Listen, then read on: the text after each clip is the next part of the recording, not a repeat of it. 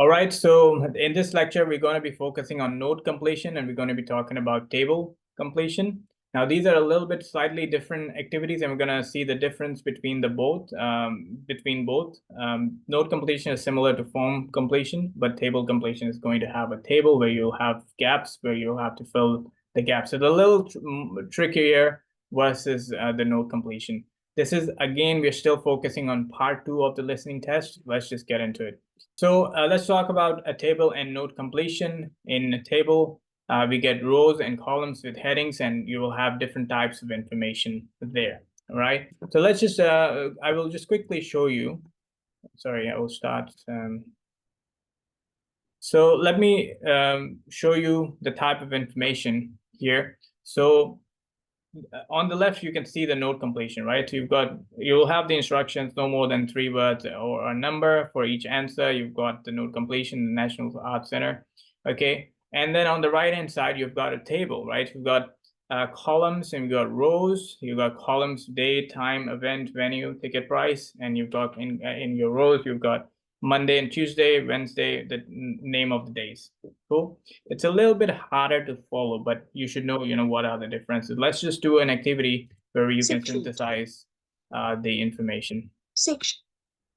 Right. So let's just talk about what to expect in listening part 2. In listening part 2, we're focusing on listening part 2 here. We know what to expect in listening part 1, right? We talked about, number of speakers. You're going to get 2 numbers of speaker. They're going to be, the theme is going to be around social everyday things. They will be discussing social everyday things. Is there a break in the middle? Yes, there is a break in the middle, right? Possible questions, you can get multiple choice, matching, plan, map, diagram, labeling, form, node, table, flow chart, summary completion, sentence completion, short answers. It could be anywhere in any of these parts. It could be part 1, part 2, part 3. Type of the question doesn't really matter. You can get in. But what is this part 2? What is it about? Okay, so think about it and then write it down. We've just done last lesson using part 2.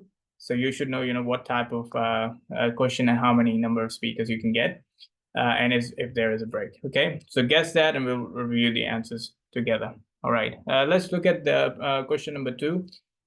Check your answers with a partner. Again, this is an online course. You will be doing it on your own, most likely, and discuss the following. So what do you find easy or challenging about part 2? This is going to be specific to you. So what do you find it difficult in part 2 in IELTS? If you've done IELTS listening test before, what is your challenge in part 2?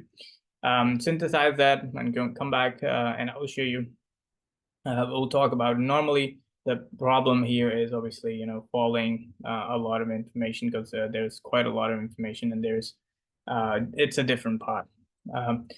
Now, how is part 2 relevant to work life in an English-speaking country? Why part 2 is testing what kind of skills is it testing you? Why is it important for an English, relevant to life and work in English-speaking country? What type of question was exercise 1?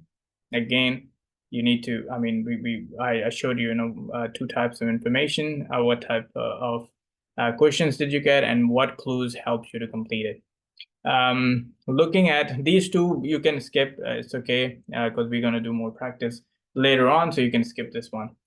These 2 questions, what type of question was exercise 1 and what clues helped you to complete it, so you can skip those. Look at question number 3. Looking at sample questions on the final page, what similarities? So I've showed you the sample question, I've showed you the node completion, I've showed you the table, right? What similarities are there between table and node completion task? Which ways they're different? So we'll talk about similarities. We'll talk about differences between the node completion, which is similar to form completion, and the table completion. All right. I hope you had a chance to do this activity on your own. If you didn't, pause the video, go back and do it. And when you come back, we'll review the answers. So here are the answers. So in part 2, the number of speakers is only 1. We're going to hear a monologue. We're going to listen to a monologue, right? So monologue is going to be just 1 person. Themes are going to be social and everyday. And is there a break in the middle? Yes, there is a break in the middle. So you should not worry too much there. In exercise 2, we asked, what is your challenges? So you just think about your challenges, and then we're gonna address this in these in this lesson, right? And the previous lesson, we talked about, some of the challenges there as well. So how is part 2 relevant to life work in an English speaking country? Well, it's survival skills. If you are not able to understand or listen to the English speakers in the social and everyday life, you can't really survive. So it really is the survival skills, for example, ability to follow basic social transactional conversations. We go to a shop, you want to buy something, you should be able to maintain a conversation, right? These are the skills that are being tested here in part 2. Ability to understand necessary information when given information. For example, the times of the train, you're at the train station, the train has been delayed. You should be able to understand, when is your train arriving later, what is the timetable of the train, prices, tickets, etc. When you're buying something, this is the sort of information that they are testing you on, right? That's why it's essential that you understand this type in part 2. Exercise 3, what are the similarities and differences between the note completion and the table? Well, similarities, all answers are in sequential order, right? So that's the similarity. You will always get the answer in sequential order, 17, 18, 19, 20. Some language around the gaps is paraphrased. So this is also a similarity because it's going to be paraphrased while you're listening. It may not be the same language. You have to be careful there. But the answer must be exactly the same. You have examples of the type of answer you need to write. Answers are single word short phrases, okay? Not full sentences. What are the differences? Now, the main difference is the way the information is laid out, right? In note completion, the gaps follow a vertical order. They may be slightly easier to follow because it's vertical order, 1, 2, 3, 4. But in table, when you have a table here, you've got columns and you've got rows. It's not that easy to follow. So in tables, the answers could be vertical or horizontal, and you may need to be aware of, the positions of the gap to know when to move from one table cell to another, right? So that's the only challenge that you might face when you're looking at the table. All right, so let's just do a little bit of practice. And before we do the practice, let's just talk about the things that you should look at. Look at the gaps and identify the missing parts of the speech. So missing part of speech, obviously, what kind of word could it be? Could it be a noun? It could be verb. It could be an adverb. It could be an adjective. What kind of word could it be? An example of the strategy below is to survey the questions to get an idea of the context. So when you read the context before listening to the audio, it's very important that you read the context and understand the context, that we keep repeating it. It's always applicable for all the types of the questions. Read the instructions carefully to understand how many words can you write, okay? Very important that you need to understand your number of items per gap. Look closely at headings or prompt words to identify the type of information that is missing.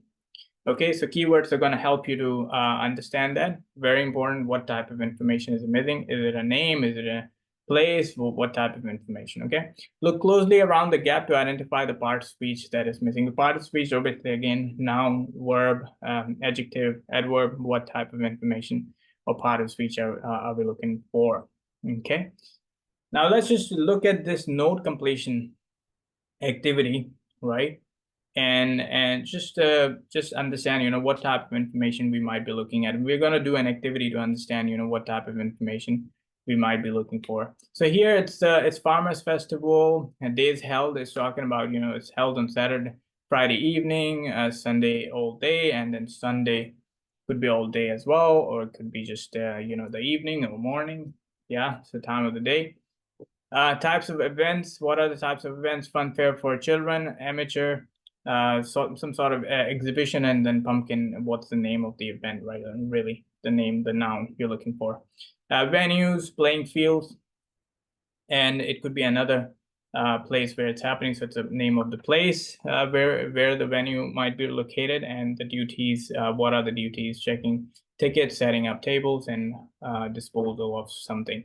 could be disposal of rubbish, right? So you just need to know that, mostly it's the nouns that you're looking for. So keeping up with the speaker and identifying signpost expressions. So when you're listening, this is before listening, you have to synthesize the information like this. You kind of predict the answers, and then when you're listening, what's the strategy then when you listen?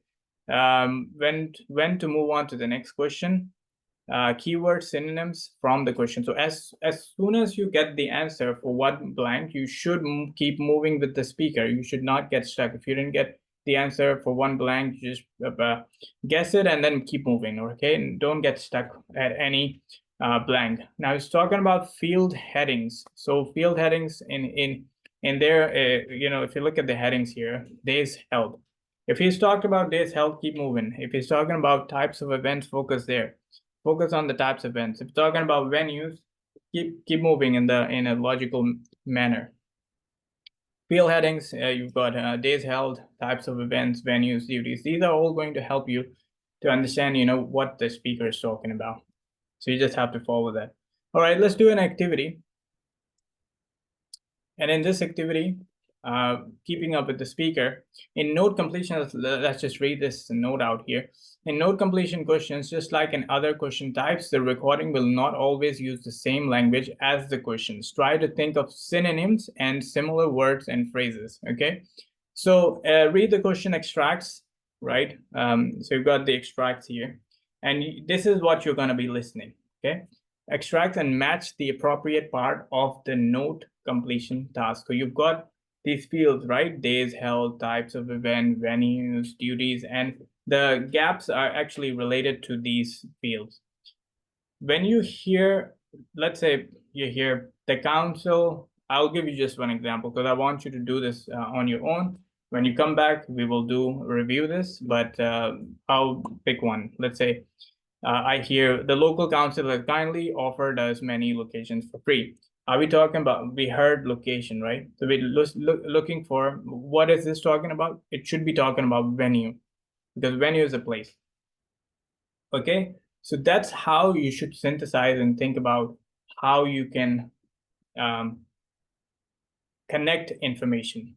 You should have the ability to understand. Obviously, the wording is going to be paraphrased. They're using a lot of synonyms, and we've done vocabulary building activities to understand and improve our synonym catching ability.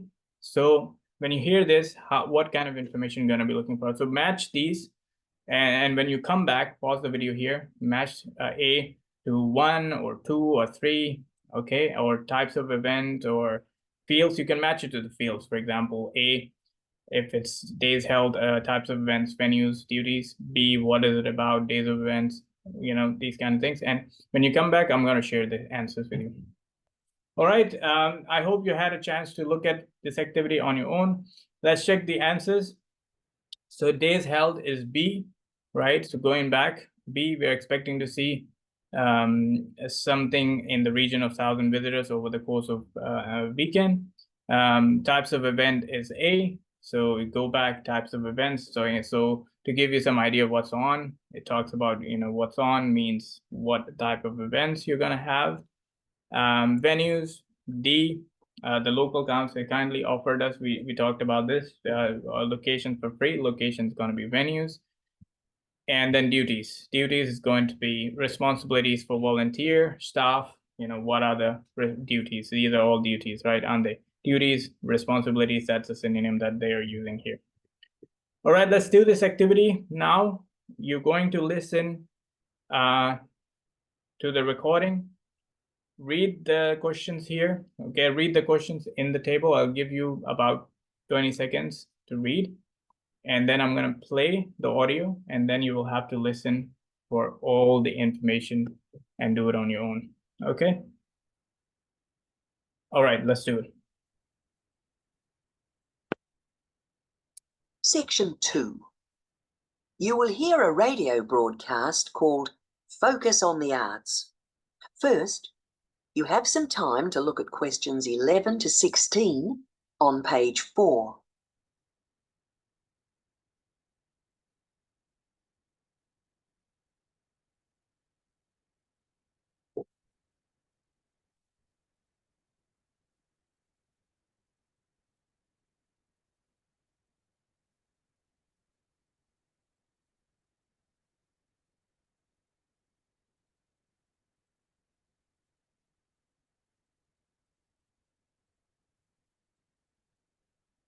Now listen carefully and answer questions 11 to 16. Hello, and welcome to Focus on the Arts.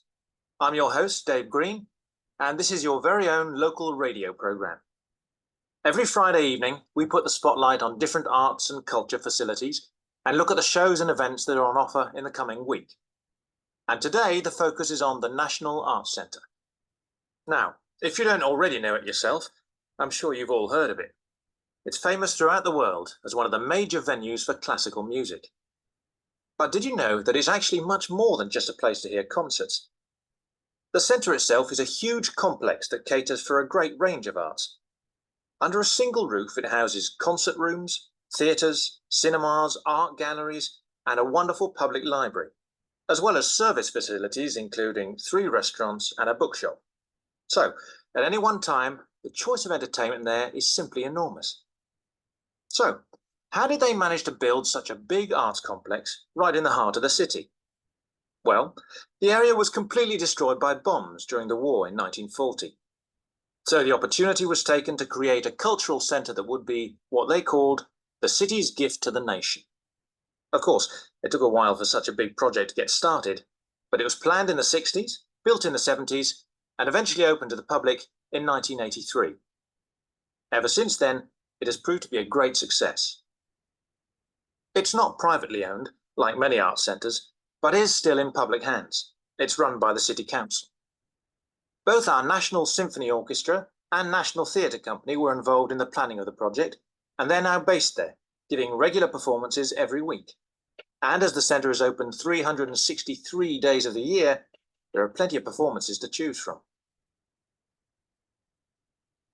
Before you hear the rest of the broadcast, you have some time to look at questions 17 to 20 on page 5.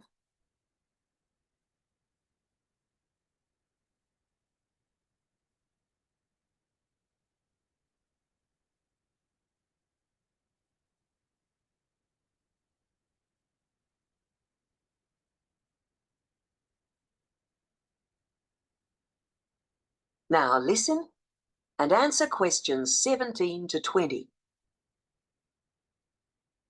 So, to give you some idea of what's on, and to help you choose from the many possibilities, we've made a selection of the star attractions. If you're interested in classical music, then we recommend you go along to the National on either Monday or Tuesday evening at 7:30 for a spectacular production of The Magic Flute, probably the most popular of all Mozart's operas. It's in the Garden Hall, and tickets start at only £8, but you'll have to be early if you want to get them that cheap. And remember, it's only on for those 2 evenings. For those more interested in the cinema, you might like to see the new Canadian film, which is showing on Wednesday evening at 8 p.m. in Cinema 2. And that's called 3 Lives. It's had fantastic reviews, and tickets cost just £4.50, which is a reduction on the usual price of £5.50. So it's really good value, especially for such a great movie.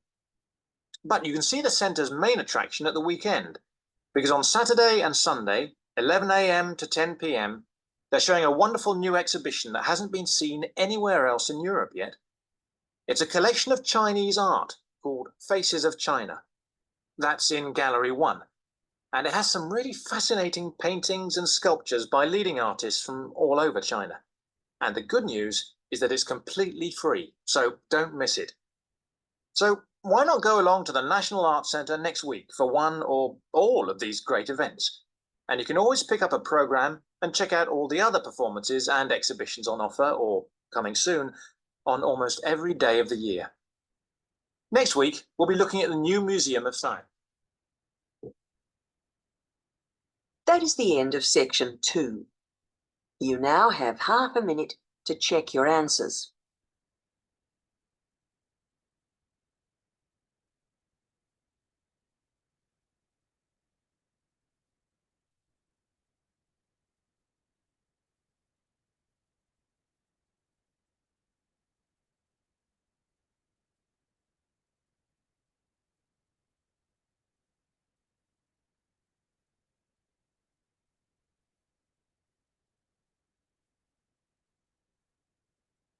Now turn to section 3 on page 6.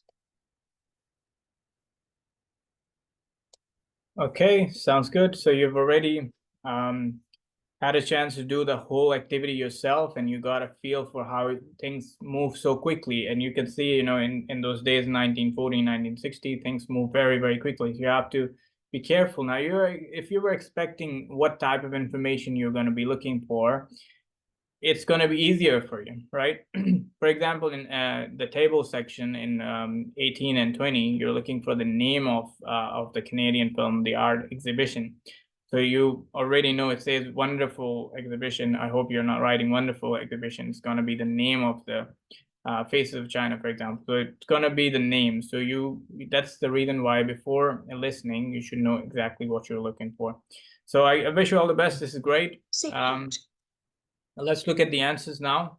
So the answers of 11 classical music, concerts, classical music. You can write more than three. You can write about three words, right? So you've got no more than 3 words or a number. So you've got so you can write classical music, concert, or your classic music is fine as well. The words in the bracket are optional, of course, and with the slash you have, you know, different types of responses. So if you got bookstore, that's also fine. Bookshop is what he says. Planned, number 13 is planned. 14, 1983 or 1980s is also acceptable. 15, city council. 16, 363. 17, garden hall. 18, 3 lives. 19, 450 pounds. 20, faces of China. Words in brackets are optional. They are correct, but not necessary. Alternative answers are separated by a slash. So here is the transcript. I just want you to read it once and understand, you know, where the answers were. Obviously, it was classic music, bookshop, planned 1983. So it moved very quickly in the 60s, built in the 70s, planned in the 60s, built in the 70s. You have to have planned, not built, and eventually opened to the public in 1983. Very, very quick. You've got 2 answers very quickly, close to each other. So you can get these kind of challenges sometimes as well. 3 lives and 450 is very quick as well. And then Faces of China. So I wish you all the best, and I'll see you in the next one. Thank you.